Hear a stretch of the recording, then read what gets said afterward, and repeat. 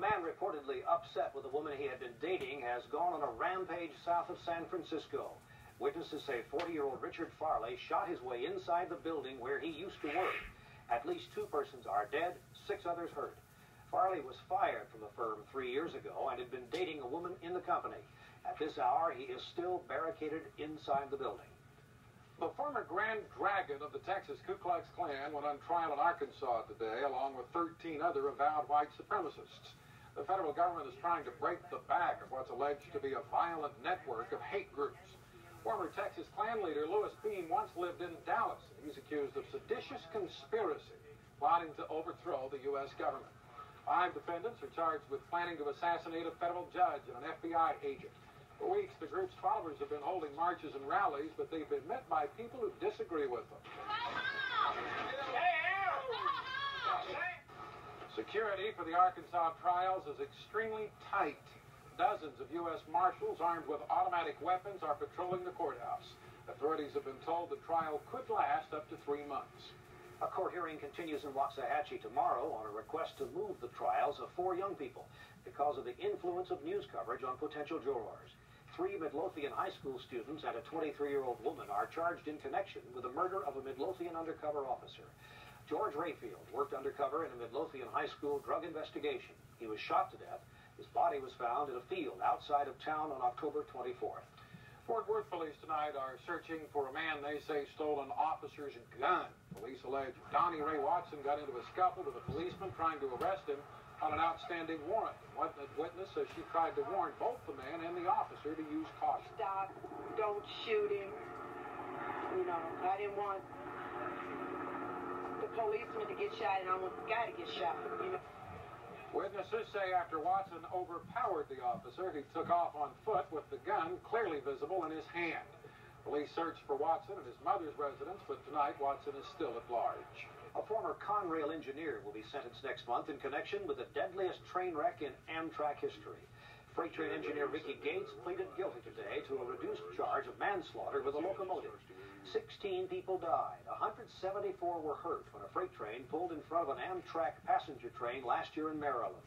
A companion said he and Gates were smoking marijuana just before the accident.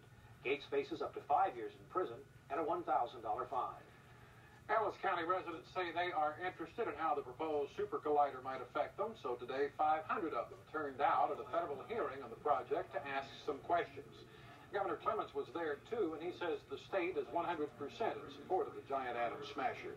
But residents wanted to know what the project would cost in increased population, low-level radioactive waste, and land.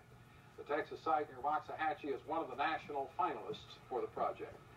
And the weather around that site has been very good. It's going to be beautiful for the next week.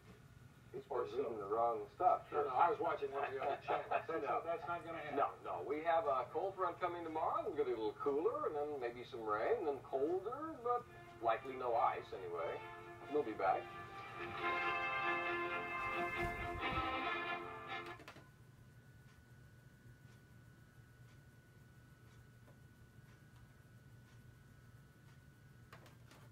And colder tomorrow night, and Thursday kind of cold and probably wet too. Here's the way things shaped up today. Well, we do have one encouraging fact here if you don't want it to get really cold, because you see how the striations here go pretty much west to east. That is to say, even with this next incursion of cold air, well, the temperatures in the 20s just in the central Rockies and no deep drop of cold, plus the fact that we see warm air pushing all the way back up in the middle of the country, 50s even in the northern part of Missouri, 70s over much of Texas, including Dallas-Fort Worth today. This is all because the upper winds are coming southwest to northeast. That'll do 2 things: keep the really cold air out and furnish us with Pacific moisture and instability for maybe some rain. Here's the way the satellite pictures have looked. Well, the last 24 hours, we see this strong stream coming up. I've mentioned the last couple of days that the jet stream is staying south of us. The whole pattern's changing now, where upward instability and moisture are going to push up over Texas. One wave of instability moving by with a little shower activity earlier in the evening in South Texas. But here's what our satellite photograph looks like now, and we can put the precipitation in. We'll see a little bit of snow here in the western part of Nebraska, and just in the last hour I've gotten some reports now, surface reports, not radar, that there is snow in this area north of Amarillo up to Beaver, Oklahoma. Well, I don't think we'll see any snow, but by tomorrow night we'll likely see some showers, and the next day as well. The front will likely come on through between, say, 6 and 10 tomorrow morning, and then the temperature will start to drop, and the really cold air is somewhat behind that, though. And here's what the temperatures look like. We're 62 degrees, and now we're we're beginning to see that cooler air filtering down through Oklahoma and the Panhandle, but that's not really that cold for us this time of year. All right, the wind chills will not be affecting us, but well, they'll affect us a little bit. Our wind chill is 50, and we do see the chills now beginning to show up in the Panhandle. So 62 degrees out there now, 54% humidity, barometers rising, wind is south at 18, gusting at 29, and no precipitation. Today's high temperature, nice and warm, 74 degrees, low 39 this morning. Won't be quite that cold in the morning, but we just won't warm up much tomorrow. The air quality readings are good. Pollen is spread around over 4 different kinds, ash, mountain cedar, fungus, elm, but 207 grains per cubic meter, not much. 10 o'clock tonight, the whole country looks like this. Here's this little bit of snow coming along behind the front. Here's the upper system I mentioned that's keeping the southwesterly winds in the upper levels, keeping that really cold air away. Temperatures look like this now.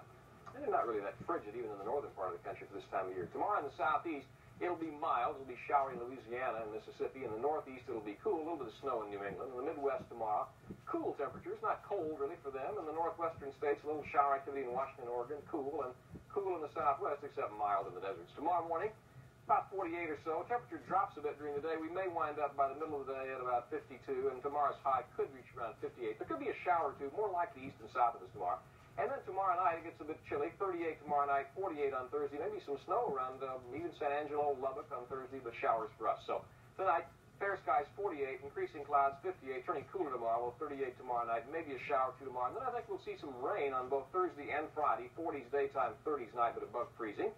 And partly sunny for the weekend with temperatures in the 50s, both Saturday and Sunday, which would certainly be acceptable. A little cooler, a little rainy, and I'll see you tomorrow. Okay, thank you, Troy. Now in our Tuesday business update, a national survey ranks Texas 31st among the 50 states in the amount of state and local taxes levied. The average Texan paid just under $1,300 in taxes last fiscal year. And on Wall Street, the Dow closed at 2005.97. The market gained nearly 23 points in slow trading. Stay with us now. Coming up in sports, honors for young football star. You'll see why today he's the talk of the town. Dale has details and all today's sports coming up.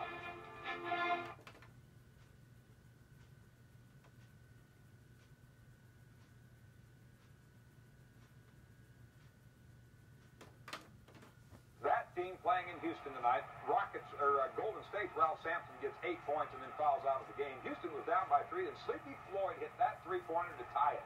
20 of his 25 in the second half. Then Akeem Olajuwon gets 25 points for Houston in the basket to put them up by 5, and Houston beats Golden State by 5, 121-116. SMU 5 games away from the Southwest Conference title, their first in 15 years if they get it, and should get win number 20 tomorrow night against Rice.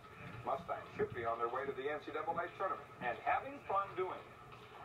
I mean, we're going out and everyone's real confident and everyone's real comfortable in their roles they're playing. And, we're just going out and playing as hard as we can, coming up winning. And you guys like to have a championship party this year, right? No, we like to have some kind of party after this year. If we continue to play as well as we can, I hope eventually we can have some type of party.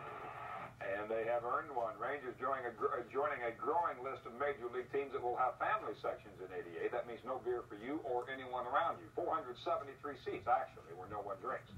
Beer at a ball game used to be the American way, but not anymore. ABC's Olympic coverage continues in just a couple of minutes, and this is the ice skating team of Jill Watson and Peter Obergaard. The USA, this team here gets the bronze medal for their third place finish. It's the first medal for the Americans. Russians winning the silver and the gold as well, and they were outstanding in that event. Syracuse quarterback Don McPherson gets the Davy O'Brien Award in Fort Worth last night, but he wasn't the only one honored there. Here's Jerry Orr.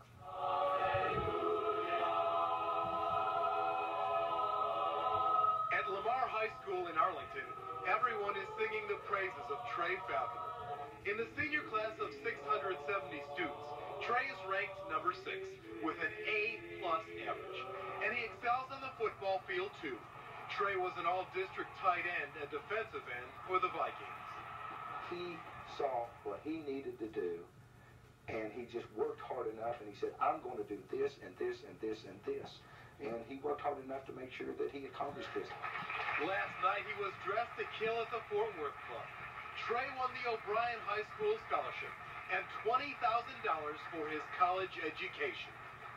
A lot of people helped me get here tonight, and I'd like to take the time to thank them, my friends, and my family, Mom and Dad and Bill. Thank you for your love and support, and thank you for making this moment possible is one for a lifetime. Trey is a model student. He's been selected for the National Honor Society, Who's Who Among American High School Students, and a National Merit Finalist. And maybe he doubles as Superman. I think so. He's wonderful. He's versatile. He's talented musically and athletically, academically. Everything wonderful you can say about him. Trey loves to play football, but he knows how to keep his priorities straight. Both my junior high coach, Coach Mike Spruill, and Coach Peach, my high school coach, have both said you have to be a winner in the classroom before you ever step out and try and be a winner on the football field.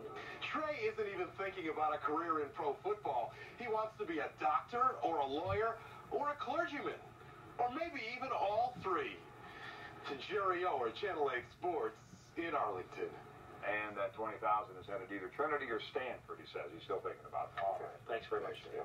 It's a Mardi Gras for the record books in New Orleans. Sunny skies and warm temperatures have drawn record numbers of revelers. The Zulu crew paraded through the French Quarter, tossing its traditional beads and gilded coconuts to the crowd, but 2 spectators were crushed to death by floats. But that accident didn't stop more revelers from arriving, swelling their ranks to a record 1.5 million persons. I don't know if I want to go to see Mardi Gras, to tell you the truth. The way it's gotten down there lately, it's better to go down to New Orleans and have some fun in the French Quarter when it's not Mardi Gras. That's true. There are fewer people, by all means. That's right. Well, stay tuned. We're going to have the highlights coming up next of the Olympics, and then at 11 o'clock tonight, we're going to go live to Peter Jennings, who's in New Hampshire. For more of the election coverage tonight from the primaries. Thanks for being with us. Good night. Thank you.